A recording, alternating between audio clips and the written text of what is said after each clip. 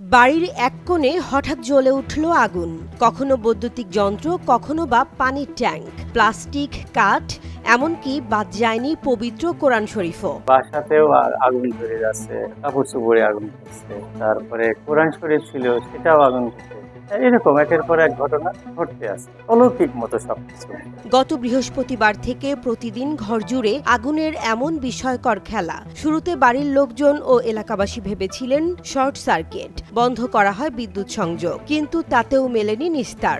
প্রথম যা আমরা শুনছিলাম যে কারেন্টের ফল্ট হচ্ছে বাড়ি সূচনা, তো কোনো জায়গায় মানে তাদের কারেন্টের সমস্যা হচ্ছে, তো ওই মিটার এখান থেকে সরিয়ে ওখানে, ওখান থেকে সরিয়ে ওখানে নিচ্ছে, কিন্তু একই ঘটনা ঘটতে আছে। পুরা বাড়ির ওই কারেন্ট ফল্ট হয়ে গেল, আমরা দেখেছি।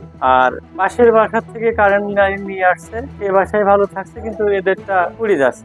একটার পর একটা জিনিসে আগুন, কোনো কারণ নেই, কোনো ব্যাখ্যা নেই। চুয়াডাঙ্গার আলমডাঙ্গার ওই বাড়িতে ভিড় করছেন শত শত মানুষ। কৌতূহল আর আতঙ্কে কেউ বলছেন এ অলৌকিক, কেউ বলছেন অশরীরী কারসাজি। টয়লেটের বদনা, টয়লেটের প্লাস্টিকের বালতি, এগুলো আগুন পুড়ে যাচ্ছে। তারপর আছে এই যে আপনার পানির ট্যাঙ্কির মাথা পুড়ে যাচ্ছে, পানির ট্যাঙ্কি ফুল করে দিচ্ছে যাতে পানি না থাকতে পারে। সাংবাদিকরা সেদিন আসার পরে ভিডিও করার সময় সঙ্গে সঙ্গে আপনার স্টোরেজ লাইন আছে পানির, সেই লাইনের প্লাস্টিক করতে আগুন।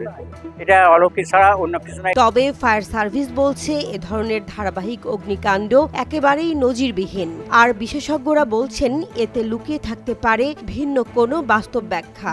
এর পিছনে অনেক কিছুই থাকতে পারে। তো বৈজ্ঞানিক ব্যাখ্যা হলো, যদি মাটি থেকে মিথেন গ্যাস আসে, মিথেন গ্যাস সরাসরি আগুন ধরবে না জ্বালালে মিথেন গ্যাস আগুন ধরবে। তবে যদি ফসফিন গ্যাস আসতে পারে, মাটির ভিতর থেকে, ভূপৃষ্ঠ থেকে পানির সাথে ফসফিন গ্যাস আসতে পারে, এটা ফসফিন গ্যাস সরাসরি বাতাসের সাথে আগুন ধরতে পারে। প্রশ্ন একটাই, কেন, কিভাবে? এমন অদ্ভুত আগুনের রহস্য কি?